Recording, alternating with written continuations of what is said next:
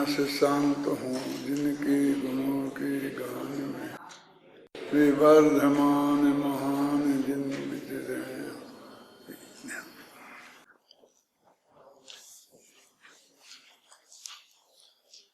प्रवचनसार परमागम का ज्ञान तत्व प्रज्ञापन महाधिकार चल रहा है। उसमें सुपरिणामाधिकार की 85वीं गाथा चल रही है।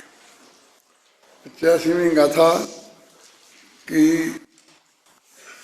गुरुदेव श्री ने जो किया है वो लगभग पूरा हो गया था और उसके बाद पर उसके जो कमेंट्स हैं वो चल रहे थे।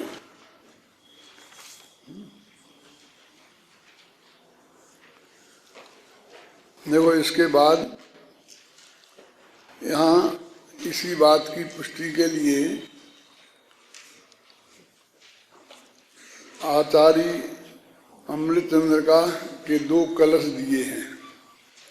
वो जो 16 गाथाएं हैं बंधाधिकार की, उनको उनसे ही संबंधित ये कलश हैं और इन कलशों में 2 कलशों में वो 16 गाथाओं का सार समेट लिया गया है। यद्यपि अपना ये बहुचर्चित विषय है और कई दफे इस पर हो चुके हैं व्याख्यान, बीच बीच में भी चर्चा आती ही रहती है, फिर भी ये जो करुणा वाला मामला है इसमें अच्छों का दिमाग थोड़ा सा अस्थिर होता है। उनको भी विकल्प खड़े होते हैं। वो इसलिए खड़े होते हैं, होना भी चाहिए कि उनको यदि वे स्वीकृत हो जाती है और उसको प्रतिपादन करने का भी भाव आता है। प्रतिपादन करना माने कोई सभा में ही प्रतिपादन करने की बात नहीं है। अपने दोस्त से भी उसको भी समझाना, अपनी पत्नी को भी समझाना, अपने घर में भी समझाना, माने प्रतिपादन कई हर जगह एक ही होगा ना। भाषण अलग टाइप का हो जाएगा लेकिन बात तो वो एक ही है ना। वो क्लियर हमारे दिमाग में होनी चाहिए, तभी तो हम उसे प्रस्तुत कर सकेंगे। और कर सकेंगे नहीं, करेंगे। जब हमारी श्रद्धा डगमगाएगी तो हम क्यों करेंगे? तो हमारी वो विषय नहीं हो जाएगा, तो विषय गायब हो जाएगा। इस आधार पर इसलिए वो आधारित है इन कलशों पर कि इनमें ये बताया है कि हम दूसरे को सुखी दुखी नहीं कर सकते, मार जिला नहीं सकते हैं। जब हम सुखी दुखी नहीं कर सकते हैं और मार जिला नहीं सकते हैं तो फिर ऐसी मान्यता होना तो इस दृष्टि से भी मिथ्यात्व है ना। ये मान्यता स्वयं में अपने आप में ही मिथ्यात्व है। उस करुणा भाव को एक तरफ रखो कि करुणा आएगी तब हम उसे बचाएंगे और करुणा आएगी तब हम उसे सुखी करेंगे का भाव करेंगे। वो एक तरफ भी रखे रहे तो भी एक देव दूसरे देव का करता नहीं है, सुख दुख देने वाला नहीं है। इस पर तो पूरा जैन दर्शन अवलंबित है। समझ लीजिए अपना मिशन उस पर ही अवलंबित है, क्या ना। वो जो जैन दर्शन की मूल धारा है। और पवित्र हृदय से कहें तो हम कह सकते हैं कि हमारा जीवन तो इस पर ही समर्पित हुआ है। ये चीज़ें हमारे ख्याल में नहीं थी, पूज्य गुरुदेव श्री ने बताई, इसलिए गुरुदेव श्री की महिमा है। महिमा तो वास्तव में इन चीज़ों की है ना। वो भले ही एक क्रमबद्ध पर्याय की वजह से एक विकल्प बना हो और उस वक्त बात हो गई हो, लेकिन बाद में तो अध्ययन में ये सब चीज़ें आई ना, जो एकदम जैन दर्शन का असली मुद्दे की चीज़ है। इसलिए इस पर विचार करना, इसको ऐसे ही छोड़ देना अच्छा नहीं है। जब हमने किताब में लिखा है, इस अनुशीलन में लिखा है और टीका में भी दिया है, तो उन पर यहाँ विचार होना ही चाहिए। पढ़ो ये कलश।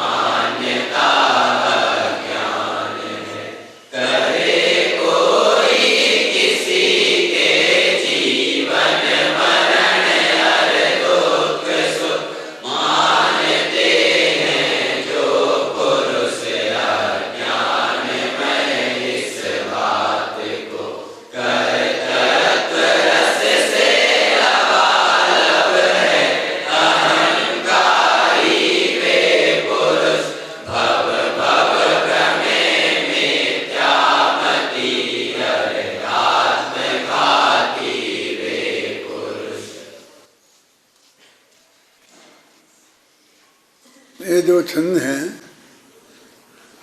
ये अपने घर में ऐसे लिखाने लायक हैं। ऐसे अपन ने ये लिखा है ना, ऐसे इनको भी यहीं कहीं लिखवाना चाहिए। संस्कृत का आप कहोगे संस्कृत का क्यों, वो तो किसी की समझ में नहीं आएगा ना। नमोकार मंत्र लिखाओगे तो क्या कौन सा लिखाओगे, तो प्राकृत भाषा का है नमो वधंतारम वो लिखाओगे कि कोई ने हिंदी अनुवाद कर दिया होगा, हैं? वो लिखाओगे क्या करो, हैं? इसलिए संस्कृत का कि लोग पूछें कि ये क्या है, ये क्यों लिखा है, क्या चीज है ऐसी यहाँ संस्कृत में ऐसी क्यों लिखी है, तो आप उसे जवाब दें कि ये नवोकार महामंत्र से भी बड़ा मंत्र है। नवोकार मंत्र भी आचार्य भूतमली पुष्पदंत ने उसे मंगलाचरण में लिखा है। कोई ऐसी बहुत बड़ी बात नहीं है कि एकदम वो अनादि से चला आ रहा और ऐसा है, ये भी अनादि से ही चला आ रहा। ये मान्यता अनादि की नहीं है, वो अनंत काल तक नहीं रहेगी। मतलब मैं नवोकार मंत्र की महिमा कम नहीं कर रहा हूं, मैं इसकी महिमा बढ़ाना चाहता हूं। क्या मैं नवोकार मंत्र की बराबरी पे खड़ी करके उसे नीचे नहीं लाना चाहता हूं, मैं इन्हें वहां उनकी बराबरी पे खड़ा करना चाहता हूं। फिर लोग पूछें कि ये क्या है, आपने ये क्यों लिखाया, तो फिर आप बताएं, चाहे भले ही हिंदी का लिखा दें बगल में कि साहब इसका ये है, ये इसी का है, लेकिन वो ये हिंदी से नहीं चलेगा, ये समाज में प्रवेश नहीं कर पाएगा हिंदी से। इसे संस्कृत प्राकृत से ही समाज में प्रवेश कराना पड़ेगा इन सिद्धांतों को। वे गाथाएं भी हमको बोलनी पड़ेंगी प्राकृत से कि ये उससे है, इसलिए ये बात कहता हूँ मैं। दूसरी बात, इसमें बहुत मार्मिक बातें हैं, जैन दर्शन की असली बात ये है। देखो इसके साथ सबसे बड़ा अन्याय क्या होता है कि लोग कहते हैं देखो साहब कितना क्लियर लिखा है, कर्मोदयात मरण जीवन सुख दुखम, जीवन मरण और सुख दुख कर्म के उदय से होता है, लिखा तो है। देखो अमृत में संस्कृत देखो पढ़ो, और हिंदी में भी हमने अनुवाद यही किया है, जीवन मरण और दुख सुख सब प्राणियों के सदा ही अपने कर्म के उदय के अनुसार ही हो नियम से लिखा। ये उसका अर्थ संस्कृत का हिंदी में अर्थ है। वो समझते हैं कि ये निमित्त का प्रधानता वाला छंद है जो निमित्त को कर्ता बताता है क्या, लेकिन ये बात नहीं। देखो ये तो क्रमबद्ध पर्याय का सूचक है। क्या लिखा, सर्वम माने सबका, सदैव माने हमेशा, काल ये कालवाची है, फिर नियतम माने सुनिश्चित होना ये भाववाची है, और भवती सब पदार्थ सदा ही सुनिश्चित होते हैं, माने सब पदार्थ माने सब पर्यायें हमेशा जब जिसको होना है वो बिल्कुल द्रव्य क्षेत्र काल से बनी हुई सुनिश्चित होती हैं। और जब वे होती हैं तो अब जीव पे अकेली बात है, कर्म के उदय की बात तो सब पे तो घटेगी नहीं। ये तो सबके बारे में कथन है, कौन सा परमात्मा समझ में ना, सही द्रव्यों के बारे में, वो तो अकेला जीव पे ही घटित होगी ना। तो वो आगे सुख दुख और जीवन मरण की बात कही ना, वो भी भाग्य से जीव ही पे घटित होती है ना। तो सुख दुख और जीवन मरण पुद्गल पे घटित नहीं होते, आकाश पे घटित नहीं होते, धर्म अधर्म द्रव्य की बात नहीं है। तो ये जो चार चीजें हैं, इनमें जब जिस कर्म का जैसा उदय होना सुनिश्चित है वो भी नियम से होगा ही। उन नियम को भी उल्लेख कर दिया उन्होंने, कौन सा, निमित्त का है कि निमित्त की उपस्थिति भी गारंटी से होगी ही। और हमें कहते हैं नहीं नहीं, वो कर्म का उदय जैसा आएगा, जैसा जीव को परिणमना पड़ेगा, ऐसी अपनी ऐसी पराधीन भाषा आती है। अब मैं ये कहता हूँ कि एक एक समय का क्या क्या होना है जीव का, वो नक्की है। अब कर्म को, कर्माण वर्णा को जीव का जब जैसा होना है उसके अनुसार बंधना पड़ेगा, उसके अनुसार उदय में आना पड़ेगा, क्योंकि वो तो नक्की है ना। संतति समझ में है ना। तो इतनी सी बात है जो मैं बार बार कहता हूँ कि हम उल्टा दे पकड़ना सीखें। दोनों का निमित्त निमित्त एक संबंध है ना, तो वो वहां से ही भी है ना। यदि ये नक्की है कि भगवान महावीर से अपन पूछें कि हमारा मृत्यु कब होगी, तो ये बता सकते थे कि नहीं, तो वो ये देख के बता देते कि भाई इनका ये आयु है, जब तो आयु कर्म बना ही नहीं होगा हमारा। और आज नाथ पे चलो, तो उस वक्त तो गारंटी से नहीं बना होगा ना, तो कोई कर्म को देख के तो नहीं बताते। इसका मतलब वो वासाब ये नक्की है, तो जीवन मरण नक्की है। तो मरण में तो एक पॉइंट हमें दिखाई देता है, जब हम इस देह को छोड़कर दूसरी देह में जाएंगे ना, तो वो बात हमारे ख्याल में आती है कि वो नक्की है कि हम वो फला तारीख को मरेंगे, और वो तो हम मान लेते हैं। लेकिन जीवन कहकर ये प्रति समय की हर पर्याय नक्की है, ये भी आ गई ना जीवन में। और दुख और सुख जिसमें जो होना है, अब ये सब पहले से नक्की है और आदिनाथ ने जान लिए हैं। तो वो कर्म का, और कर्म के उदय के बिना होंगे नहीं। तो अब तो कर्म को नया बंधना है। अब कर्म की तरफ से देखेंगे तभी कहेंगे कर्म भी तो जान लिए थे, ऐसे बंधेंगे और ऐसे उदय में आएंगे, ऐसे श्रद्धा में आएंगे। भी उस व्यवस्था के बाहर थोड़ी है। भगवान ने यदि ये व्यवस्था जानी है और उसमें कर्म का उदय निमित्त होता है, तो इस व्यवस्था के साथ वो भी जुड़ी हुई है। हमें भगवान ने हमें ये तो देखा है कि हम 80 वर्ष की उम्र में मर जाएंगे, और हमें एक ट्रक के नीचे आके मर जाएंगे, एक्सीडेंट हो गए मर जाएंगे। अब वो ट्रक कौन सा होगा अभी ये नक्की नहीं, वो नहीं देखा होगा उन्होंने। उस ट्रक का नंबर क्या होगा वो नहीं देखा होगा उन्होंने। उस ट्रक का ड्राइवर कौन होगा वो नहीं देखा होगा उन्होंने। अरे ने सब देखा, हमारी समझ में आता ही नहीं इसका अर्थ। और हम जो बात ये कहते हैं ये को मान लेते हो, बाकी से अपने को अनिश्चय मान लेते हो। अब कौन समझ गए कि नहीं समझ गए? तो वो कहते सर्वम सदैव और नियतम भवति। अब ये बात पहले नक्की कर लो, खत्म। अभी कर्मोदयात बाद में देखेंगे, क्योंकि एक कमेंट्स 6 द्रव्यों के प्रति है, और फिर जीवन मरण और सुख दुख का विशेषण है कर्मोदयात। ठीक है कि नहीं? संस्कृत में देखो, है ना। अब ये कहते हैं कि सब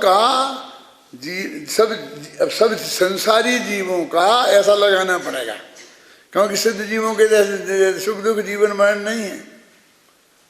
तो सब संसारी जीवन, पूरे जीवों का नहीं, सब संसारी जीवों का जीवन मरण और सुख दुख ये भी सर्वम में आ गया, है ना। और ये नियतम भवति सुनिश्चित होता है। तो कर्म का उदय, कर्म के उदय से होता है, तो कर्म का उदय भी सुनिश्चित होता है।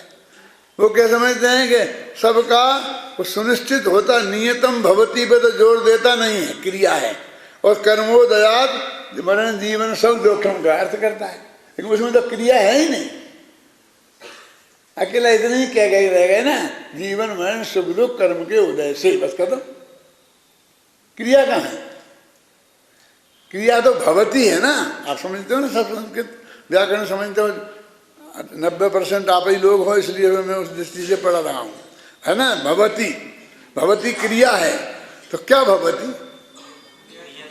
नियतम भवती।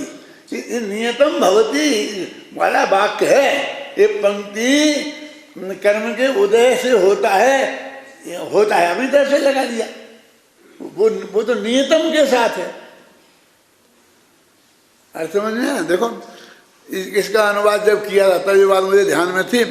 जीवन मरण और सुख दुख सब प्राणियों के सदा ही, प्राणी जानते किसे बोलते हैं? क्यों? जिसके 10 प्राण हों, जिसके 4 कम से कम 4 और अधिक से अधिक 10 प्राण हों, उन्हें बोलते हैं प्राणी। और वे संसारी जीवों के ही होते हैं, सिद्ध जीवों के नहीं होते, है ना। 5 इंद्रियां, मन वचन काय, 3 बल, आयु और स्वास्थ्य बात, ये 10 ही प्राण प्राणियों के होते, इसलिए हमको प्राणी बोलते हैं। प्राणी इसलिए बोलते हैं इन प्राणों की वजह से। प्राणियों के सदा ही अपने कर्म के उदय के अनुसार ही हों नियम से। देखो मेरे कहने का मतलब, हमने इस अनुवाद में हमारा पक्ष ये है कि निमित्त पे वजन नहीं देना दुनिया मानती है, हम तो नहीं मानते, हम तो मानते सत्य पक्ष है हमारा। लेकिन हमने इसमें कोई कंजूसी नहीं की कि उनने यदि कर्मोदयात लिखा है तो उसका जो सही अनुवाद है वो पूरा डाला है उसमें। क्या करे कोई किसी के जीवन मरण अरु सुख दुख, बहुत स्पष्ट है, सरल भाषा है। करे कोई किसी के जीवन मरण अरु सुख दुख, ये जो 4 चीजें गिनाई ना, वो 4 चीजों में अनंत जानना कि जीवन और मरण, तो अब क्या रह गया? अब जीवन में रोटी खाना, फिर उठना, फिर बैठना, फिर चलना, फिर पानी पीना, ये सब आ जाएगा ना। क्या उन्होंने 4 चीजें ऐसी पकड़ी कि जिनमें अनंत चीजें आ जाएं और जिनका तुम्हें निरंतर करने का विकल्प बना रहता है। वो विविध करे कोई किसी के जीवन मरण और सुख दुख, ये चारों कोई किसी दूसरे के करे। विविध भूलों से भरी यह मान्यता अज्ञान है, अनेक भूलों से भरी हुई मान्यता है। जो संस्कृत में लिखा है, अज्ञान में तद यत्तु परहा परस्य कुर्यात् पुमान मरण जीवित सौख्य दुखम, कोई मनुष्य दूसरे के जीवन में सुख करता है, इति अज्ञानम एतत्, यह अज्ञान है, ये मतलब सही बात नहीं है। अब ये बात बिल्कुल क्लियर हो गई कि किसी पर दया हम नहीं कर सकते। क्या ये कह रहे अज्ञान भरी मान्यता है, वो तो ये बता रहे। हम क्या कहते हैं, वो दया आ गई हमें तो क्या करें, फिर आना चाहिए कि नहीं आना चाहिए, हमें करना चाहिए कि नहीं करना चाहिए। हम बता रहे हैं कि तू कुछ कर ही नहीं सकता, सब कुछ नक्की है, हमें करना चाहिए। तो ये तेरा प्रश्न कहाँ से उठ रहा है? तेरी नाभि में क्या है? समझ में आया क्या कह रहा हूं मैं? हम कह रहे वो सब नक्की है। तब कहते साहब आपने कहा मुझे कि शिविर है तो शिविर का कार्यक्रम बनाना है। शांति जी आए तो दादा सारे कार्यक्रम बनाना है। मैं बना लिया नहीं तो फिर मुझे बनाना है कि नहीं बनाना है आप ये बता दो। लेकिन मैं कह रहा हूँ ना, बना लिया है ना, लेकिन मुझे बनाना कि नहीं बनाना, बहुत आज्ञाकारी है ना। अरे हम कह रहे हैं सब नक्की है कि नहीं बनाया हो तो क्या बनाना है? हर साल तो होता है ना, इसी तिथि में होता है, दशहरा बीच में आता है, ऐसा ही मौसम होता है, वैसे ही कार्यक्रम होते हैं, वैसे ही दिनचर्या होती है। उस दिन उतना ही बजे सूर्य उगेगा, उतना ही बजे अस्त होगा। क्या बनाना है बोलिए? वो कागज पे लिखना बनाना है क्या है?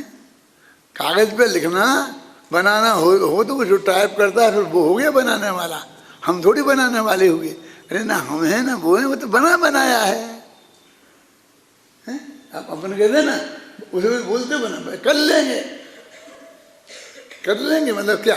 एक आध जो पंडित का नाम बदलना होगा, किसी का कोई विषय का नाम बदलने की जो चीज होगी, एक आध पर उसी की बात है, बाकी क्या है, 90% तो बने हुआ है ना। ये 48 वर्ष से लाइन बनी हुई है परमात्मा। अब तुम्हें क्या करना है, क्या करना बोलो?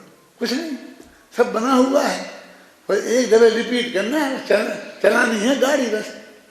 कुछ गाड़ी तो चलनी ही है, पर खड़े हो जाना है। तो वही क्या है, हम करता हो जाएंगे कि हमने चलाया शिविर। क्या कहलाते हो तो अपन क्या कहते हैं चलाने शिविर का? जो निर्देशक, निर्देशक माने 0।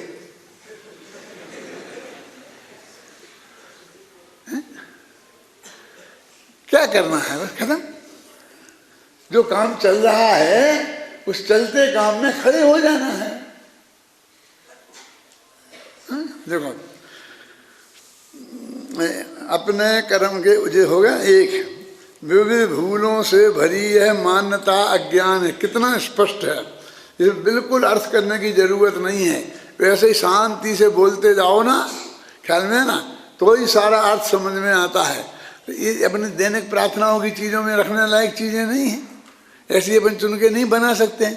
आप एक गांव में बोलो, एक दिन अर्थ समझा दो और फिर रोजाना बोलो, सबकी बात रिपीट होती, सबकी समझ में आती जाएगी और उसके दिमाग में 24 घंटे में एक दफ़े ये बात रिपीट होगी। बस कुछ दिनों में उसका मान्यता के अंदर घुस जाएगी, ऐसे नहीं घुसेगी। अब जब तुम साल 2 साल में एक आध दफ़े व्याख्यान करोगे, उसमें 2-4 बेवकूफ़ बीच में आकर के वो प्रश्न खड़े करेंगे उल्टे सीधे, ऐसा कैसे हो सकता? फिर तो दया खत्म ही हो जाएगी। फिर संतों को भी दया होती है, ज्ञानियों को भी दया होती है, फिर ऐसा कर करके उस विषय को फीका कर देंगे, उसमें प्रश्नवाचक खड़ा कर देंगे, और तो कुछ बस की है नहीं उनके। वे जो समझते हैं तत्व, उसको प्रतिपादन करके किसी के गले उतार दें, ये तो बस की है नहीं। आप उतार रहे हो तो उसको मैं प्रश्न वैसे खड़ी कर देंगे, इसलिए फिर कुछ करने की जरूरत। एक दफे शांति से बैठ के अर्थ कर दिया, जो उसकी समझ में आ गया, कभी पूछ लिया, भाई बोलो तुम बोलो, किससे किससे किसके कह रहा हूँ? माँ से, बाप से, भाई से, भाभी से, बहन से, बहनोई को, सबको कह रहा हूँ मैं, है? क्योंकि असली हमारे हितैषी यही है ना, तो हमें इनका हित करने की भावना होनी चाहिए कि नहीं? आप जान के आश्चर्य होगा कि जब हमारे पिताजी ने हमें शास्त्री बना दिया और हम काम करने लगे, कुछ नहीं, हमें आपको हम बताएं ना दी कि हमको क्या मिलता था, तो तुम हंसोगे, भरोसा ही नहीं होगा। 70 रुपये महीना, 100 रुपये महीना, समझे ना?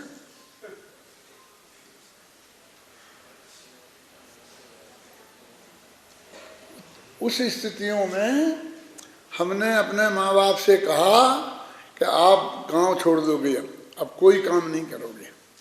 दादा बैठे हैं सामने साक्षी में, है ना, कोई काम नहीं करोगे। तो अब क्या करेंगे हम? हमारे साथ चलो। तो क्या करेंगे हम वहाँ जाके? तुमने हमें पढ़ाया है ना कि हाँ, अब हम तुम्हें पढ़ाएंगे। तुमने हमें धर्म क्यों पढ़ाया? इसलिए पढ़ाया ना कि आत्मा का कल्याण करने के लिए ये पढ़ना बहुत जरूरी होता है। तो अब हम तुम्हें पढ़ाएंगे। और हमने उन्हें पढ़ाया, पत्नियों को पढ़ाया, माँ को पढ़ाया, बाप को पढ़ाया, परीक्षाएं दिलाई सबसे, ऐसी तुमने बोर्ड की, समझ में आई ना? ये सब किया। क्यों पढ़ना पड़ेगा? हमारे पिताजी ने 5-7 साल पढ़ के, हमसे पढ़ के शास्त्री किया। कितने 65 वर्ष की उम्र के बाद कम से कम समाधि तो अच्छी हुई। क्यों? कि खाएंगे क्या? काम नहीं करेंगे तो खाएंगे क्या? जो हम खाएंगे वो तुम खाना। 2 रोटियां मिलेंगी तो एक तुम खाना, एक हम खाएंगे। तुम्हारा भी स्वास्थ्य बढ़िया रहेगा, हमारा भी रहेगा, दोनों पे चर्बी नहीं चढ़ेगी। मैं सच्ची बात कहता हूँ। अपने माँ बाप को पढ़ाना चाहिए। उनका हमारे ऊपर अनंत उपकार है, उसका बदला तुम उनको सोने का में रख करके और बढ़िया माल हलवा पूरी खिला करके नहीं चुका सकते। उसका बदला ये जो असली चीज है ये सिखाकर चुका सकते, चुकाना चाहिए। मैं बिल्कुल अपना समझ के तुमसे बात कर रहा हूँ, और जो मैंने किया वो तुमसे कर रहा हूँ। दादा भी हमारे साथ ही शामिल हैं, मैंने माने हमने। क्या किया था? देखो, करे कोई किसी के जीवन मरण अरु सुख दुख सुख। अब कोई किसी के जीवन मरण और सुख दुख करे, मानते हैं जो पुरुष अज्ञानमय इस बात को। बोलो किसको नहीं आया इसका अर्थ समझ में?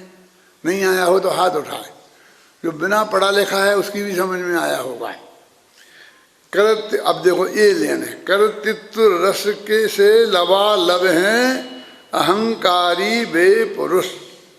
भव भव भ्रमे मिथ्यामती और आत्मघाती वे पुरुष। क्या लिखा? वे कर्तृत्व मैं करूं इस रस से लबालब भरे हुए हैं। थोड़ा वो खाली करना है। कर्तृत्व रस से लबालब, मैं इसे बचाऊं, मैं इसे मारूं, है ना? ये दया के परिणाम नहीं है, ये क्रूरता के परिणाम है। वो क्या है? करुणा भाव और करुणा का अभाव, दोनों आ गए ना। दया और क्रूरता, ये दोनों ही में इससे इस लब से मैं बराबर लबालब समझते हो? तो बुंदेलखंडी नहीं समझते हो? कहाँ के हो? महाराष्ट्र के हो?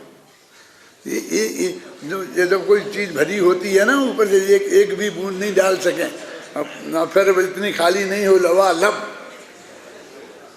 और वे अहंकारी पुरुष हैं। मैंने किया, हूं करूं, ये अज्ञानता सकट का भार जो स्वांता ने, है ना? भव भ्रमे, वे सारे दुनिया भर में घूमेंगे। मिथ्यामती और आत्मघाती वे पुरुष, वे आत्महत्यारे हैं। बोलो, ये कह रहा है अमृतचंद्र आचार्य।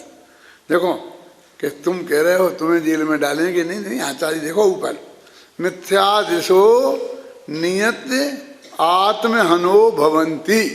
वे मिथ्या दृष्टि नियत माने निश्चय से आत्मा की हत्या करने वाले हैं। करो दावा इन पे। अब मजिस्ट्रेट पर तुम विरोध कर रहे, करो इसका विरोध करो। वे कह रहे तुम्हें आत्महत्या है।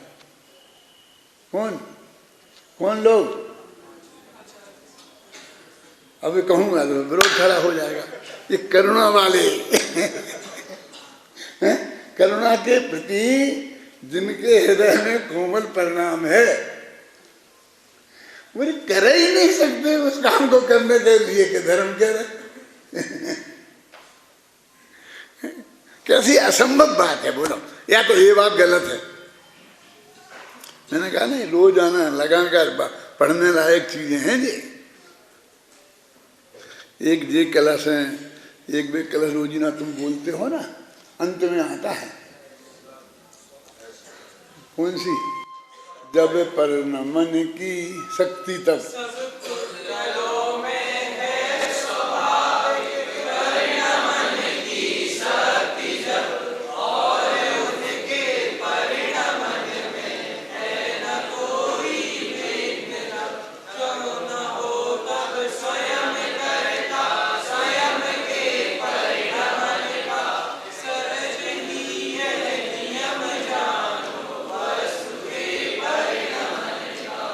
जीव की भी बताओ ना, अगली पुर्गली की क्यों बता रहे हैं?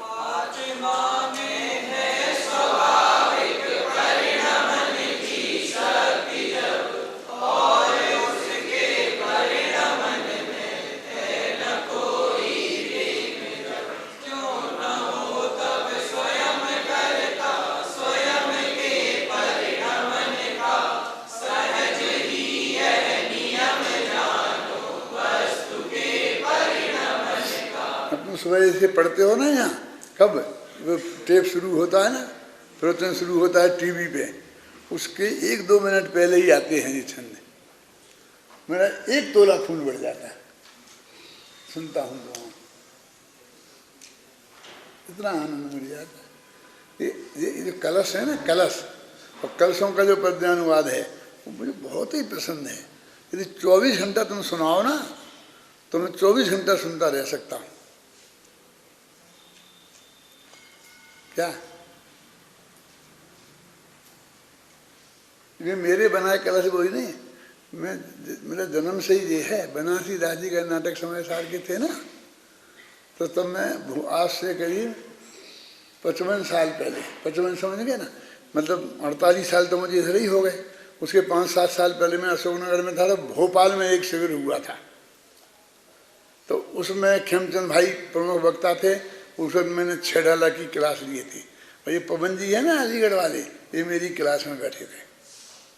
इनके पिताजी भी आए थे वहाँ, वो भी एक क्लास लेते थे। तो वहाँ हम ठहरे थे। एक व्यक्ति उज्जैन में था, और सेठ विनोद मील वाले थे ना, मील वाले, तो मील वाली माताजी थी, वो तेरापंथी थी उनकी पत्नी, और वे सब घर वाले 20पंथी थे। तो उनके लिए उनके ससुर सेठ जी ने एक तेरापंथी चैत्यालय मंदिर के अंदर बना दिया था, मील के भीतर। आप लोगों को मालूम है किसी को ये? तो वो सेठानी जी वो भाकिन सोनी की बहन थी, वहाँ रोजाना पूजन करती थी। मैं भी उसमें गया हूँ, शामिल हुआ हूँ। तो एक व्यक्ति उनका पुजारी था, वो उन्हें जो सेठानी जी को ये कराता था, वो नाटक समय सार बहुत अच्छा गाता था। तो मैं उससे घंटों सुनता था दादा। तो उसको ठहरने को जगह नहीं मिल रही थी भोपाल में, कहीं नहीं। तो मारा फिर रहा था, तो मैंने बुलाया उसी क्या कि तुम्हें क्या है कि जगह नहीं मिल रही मुझे ठहरने की। मैंने कहा एक शर्त है तो मैं तुम्हें जगह दे सकता हूँ। मुझे कहाँ? मैंने कहा मेरे कमरे में। और कहाँ? मेरी पत्नी भी साथ में थी, शायद बच्चे कोई थे कि नहीं थे, एक आध होंगे तो होंगे, नहीं होंगे तो नहीं होंगे, मुझे पता नहीं है।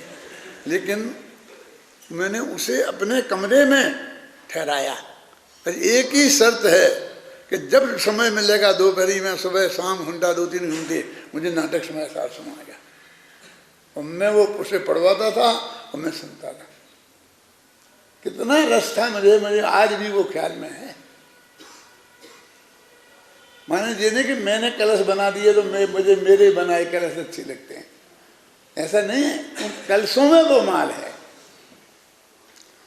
वो तो संस्कृत के पढ़ो तो भी मुझे उतना ही आनंद आएगा, क्योंकि लगभग मेरी समझ में आता जाता है। एक आध थोड़ा बहुत कहीं अटके, लेकिन आप पढ़ते जाओ, यदि ये कलश पढ़ोगे तो मेरी समझ में आएगा, है ना? आप समझे ना? मैं तो सबकी समझ में आए इसके लिए आपको हिंदी का पढ़ने के लिए बोलता हूँ। लेकिन बहुत मार्मिक चीज है ये, 24 घंटा पाठ करने की चीज है ये, ऐसी है ना। अब देखो, अब मैं पढ़ता हूँ इसे, अब इसी का अर्थ है तो समझ में आ ही गया है। नहीं पढ़ूं तो भी काम चल सकता है। तो आगे बढ़ते हैं अपन। एक स्थान पर मैंने पढ़ा था कि श्रीमद् रायचंद जी से जब गांधी जी ने पूछा कि कोई किसी को मार रहा हो तो उसे बचाने के लिए तो हम मारने वाले को मार सकते हैं ना। देखो फर्क है, जो तुम उदाहरण से तुम भ्रमित बतो ना, पुराने उदाहरण से काम मत चलाना जो तुमने पहले सुना है, इस पर ध्यान देना। फर्क है, जो पहले सुना है वो क्या है मालूम? कि उनने कहा कोई मुझे मार रहा। शांति जी समझ में आ रहा है?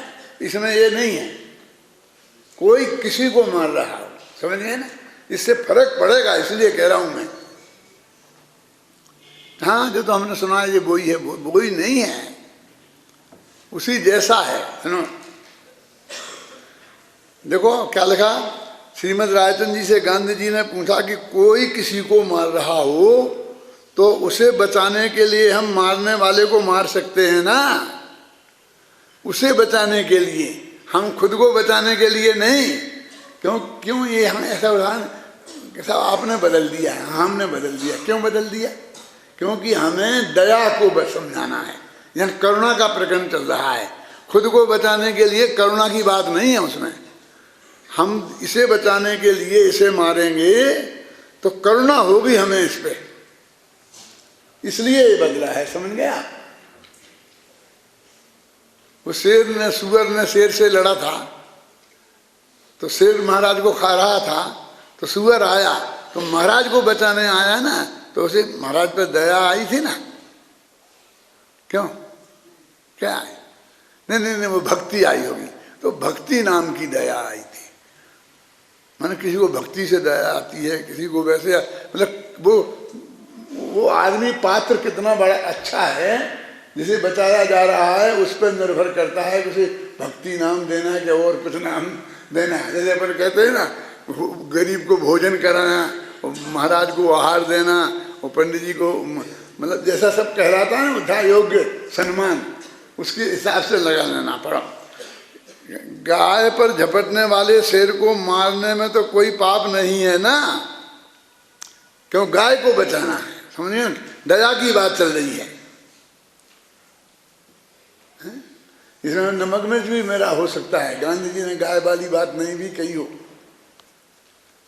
लेकिन आपको स्पष्ट हो इसलिए मैंने किया। गाय पे झपटने वाले शेर को हम गोली से मार दें तो गाय बच सकती है, लेकिन वो शेर को गोली से नहीं मारेंगे तब तक नहीं छोड़ेगा नहीं वो। ऐसी हमारी ताकत नहीं है कि हम शेर को, गाय को बचा लें शेर से, है ना। देखो, झपटने वाले शेर, गाय पर झपटने वाले शेर को मारने में तो कोई पाप नहीं है ना। किसने?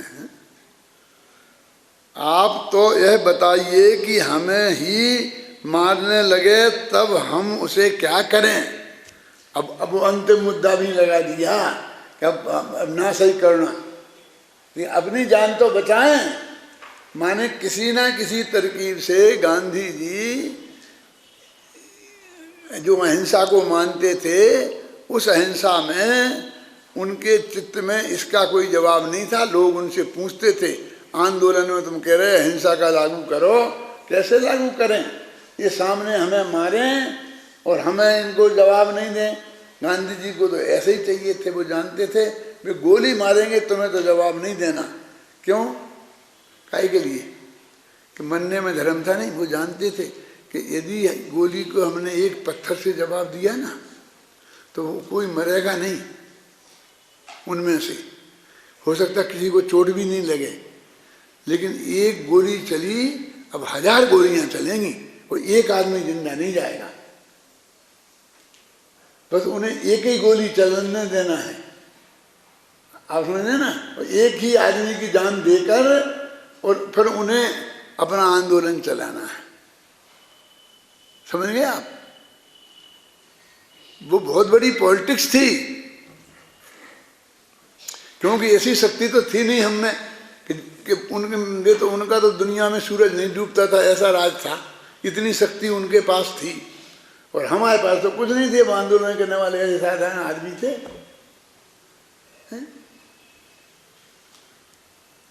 चंदा लेकर के वो आंदोलन चलाते थे, तो ये लड़ तो सकते नहीं थे।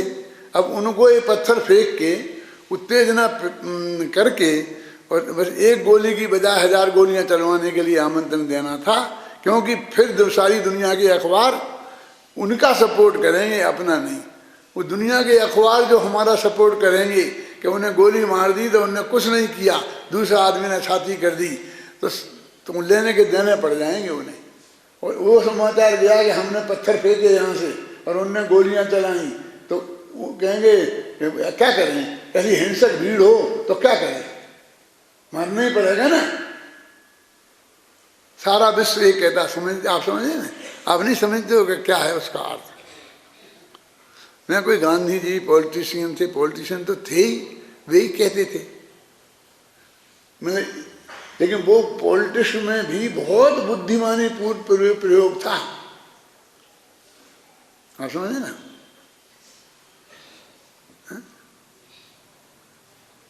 वो एक आदमी को समझ लो, गुरु जी ने शिष्य को चांटा मारा, एक चांटा मारा। अच्छा क्यों मारा गुरु जी? आपने क्यों मारा? अब मारा सो मारा, अब दूसरा मारा तो मुझसे बुरा कोई नहीं होगा। कि मैं मारूंगा दूसरा, क्या करेगा तू? ले दूसरा जड़ दिया। मैं कहता हूं कि अब मारा तो कितनी दफे कहेगा बोल।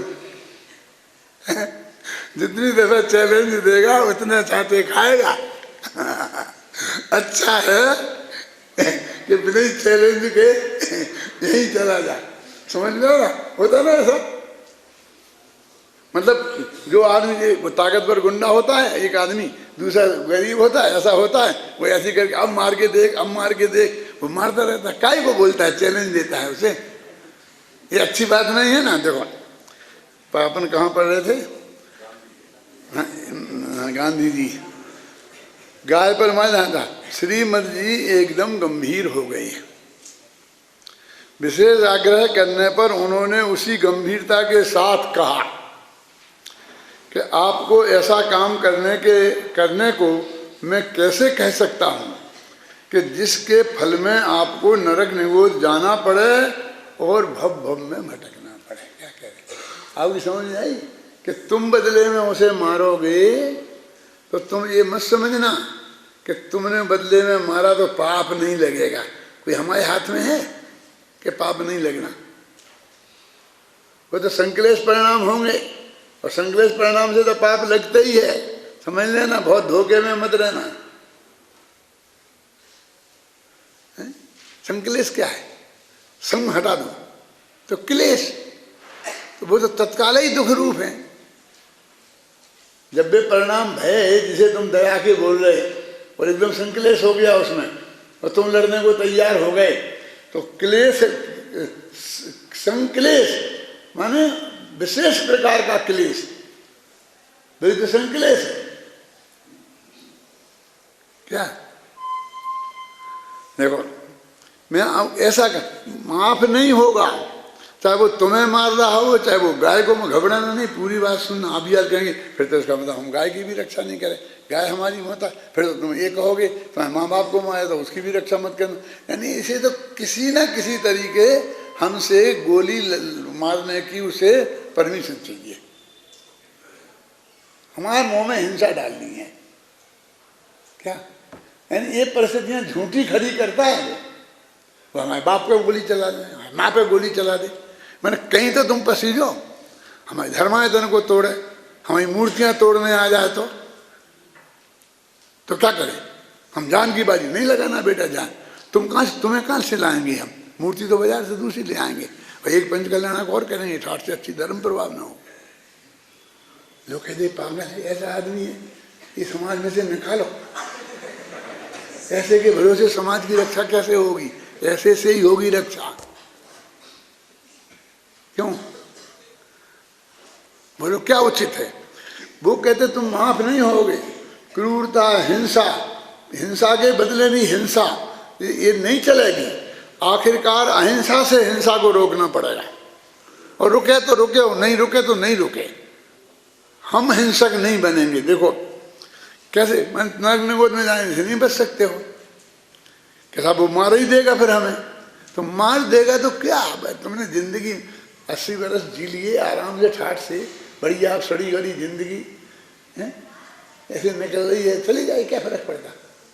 अच्छा है, और जल्दी मिल जाएगा अगला भव, बढ़िया एकदम एवन शरीर, एकदम ये सब चीजें एवन, क्या फर्क पड़ता है?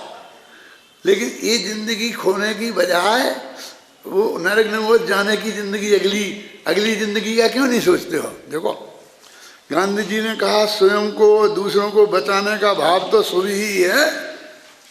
श्रीमद बोले बचाने के लिए ही सही, पर मारने के भाव और मारने की क्रिया तो संकलेश परिणामों के बिना संभव नहीं है, और संकलेश परिणामों से तो पाप ही बंधता।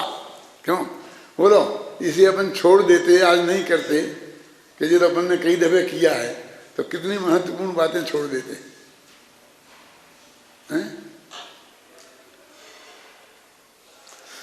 श्रीमद के उक्त कथन में सब कुछ आ गया है, आप कहते हैं कि करुणा करना तो चाहिए ना।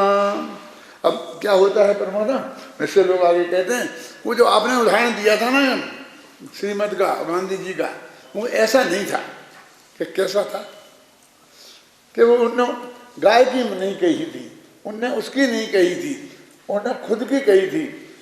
क्या अरे तूने हमें क्या बताता है, हमने खुद कह रहे ना, हमने उसमें किया है, नमक मिर्च लगाया है, क्योंकि हमें उनसे क्या लेना देना है। हमें तो एक तत्व समझाना है, जो बात हम समझाना चाहते हैं उसके अनुसार हम उदाहरण को मोड़ेंगे। क्या अब तू इसकी जांच करने लग गया कि गांधी जी ने ऐसा कहा था, मैं कहता हूँ ऐसे ही कहा था, बोलो अब वो काम का टेप हो तो लाओ। टेप तो है नहीं, तो किसका सच्चा है? कि तुमने लिख दिया तो सच्चा और हम लिख रहे से झूठा। श्रीमद ने तो लिखा नहीं है कहीं। क्या कह रहा हूं मैं, समझ में आया आपकी? मैं बस उसमें उलझाएगा, मुफ्त में लेना देना कि नहीं ऐसा नहीं कहा था, ऐसा कहा था, ऐसा कहा था। मैं पूछता हूँ हमें तो ये सिद्ध करना है, इसलिए हम वो बात कहेंगे। देखो हम सुनो, श्रीमद आ गया है। आप कहते हैं करुणा करना तो चाहिए ना। देखो श्रीमद के उक्त कथन में सब कुछ आ गया है।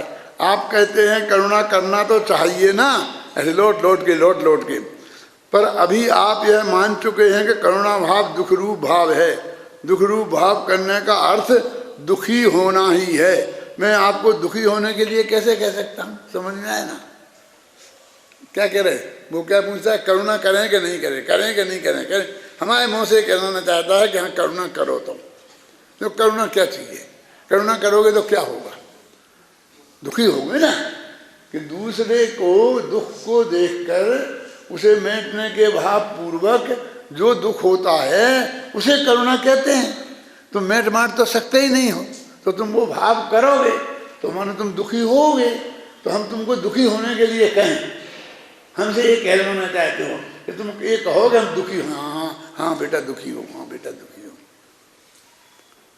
हम तो नहीं कहेंगे, देखो है ना, समझ लें। हाँ देखो, दुख रूप भाव का अर्थ है दुखी होना ही है। मैं आपको दुखी होने के लिए कैसे कह सकता हूँ? हाँ, पर अब इतनी बातें गांधी जी ने बताई होंगी कि नहीं बताई होंगी, क्या लेना देना आप? मेरे गांधी ने बताई,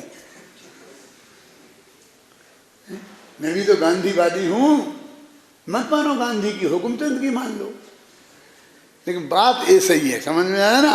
हाँ, पर यह बात एकदम सच्ची और पक्की है कि ज्ञानी जनों के जीवन में अपनी अपनी भूमिका अनुसार करुणा भाव होता अवश्य है और तदनुसार क्रिया प्रक्रिया भी होती ही है।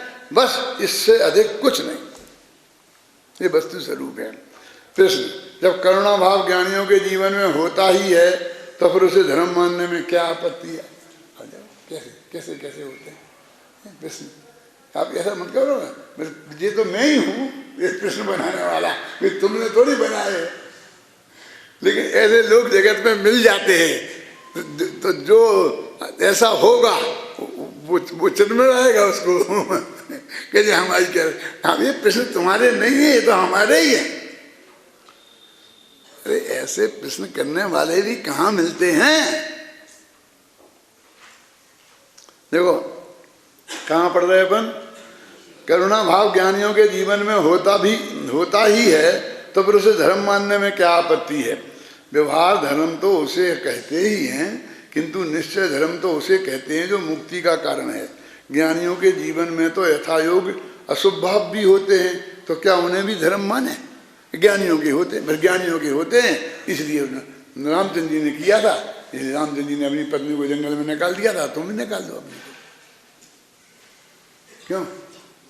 अरे रामचंद्र जी ने निकाल दिया था, धोबी ने तक नहीं मानी उनकी। क्यों? तो गलती करी धोबी ने। मानना चाहिए कि नहीं मानना चाहिए? वो तो बहुत बड़े महापुरुष थे। क्यों? ऐसी घटना अपने साथ घट जाए और कदाचित हमारी पत्नी को 2-4 दिन कहीं रहना पड़े, फिर वो अग्नि परीक्षा भी हो जाए, सब हो जाए, ऐसी घटना घट, और फिर भी कि हमें क्या करना चाहिए? हमें भी निकाल देना चाहिए। हम ऐसे राम भगत नहीं है। ऐसे राम भगत होने की हम किसी को सलाह भी नहीं देते। हम तो ये समझाते हैं कि भाई उनसे हो गई सो हो गई गलती, अब तुम ऐसी गलती अपने जीवन में मत करना। ज्ञानियों के जीवन में होना अलग बात है और उनमें उपादेय बुद्धि होना अलग बात है, उनमें धर्म बुद्धि होना अलग बात है। समझ गए ना? एक एक शब्द मोती जैसा जड़ा हुआ है। अपनी तरफ से बोलोगे तो बहुत संभल के बोलने की जरूरत है, नहीं तो ऐसे ही पढ़ लो। ज्ञानियों के जीवन में भूमिकानुसार जो जो भाव होते हैं वे सभी भाव धर्म तो नहीं हो जाते। हाँ, ज्ञानी जीव जिन भावों को धर्म मानते हैं वे भाव अवश्य ही निश्चय धर्म होते हैं। ठीक है, अरे हो गया, बस ये गाथा खत्म हो गया। अब अगली गाथा कल चलेगी अपनी। कौन सी गाथा? स्वाध्याय करना चाहिए। अभी अपन इसके बाद पाठ करेंगे ना, तो इसकी बाद की गाथा से शुरू करेंगे। जब तक ये चलेगी ना स्वाध्याय करना चाहिए गाथा, तब तक तो यही करो थोड़ा ना। अब जब ये खत्म हो जाएगी फिर अपन उसके आगे चलेंगे ना 87वीं गाथा में, तब 87 से पाठ शुरू करेंगे। और कहाँ तक करेंगे? 92 तक। 93 तो फिर अगला अध्याय आ जाएगा ना।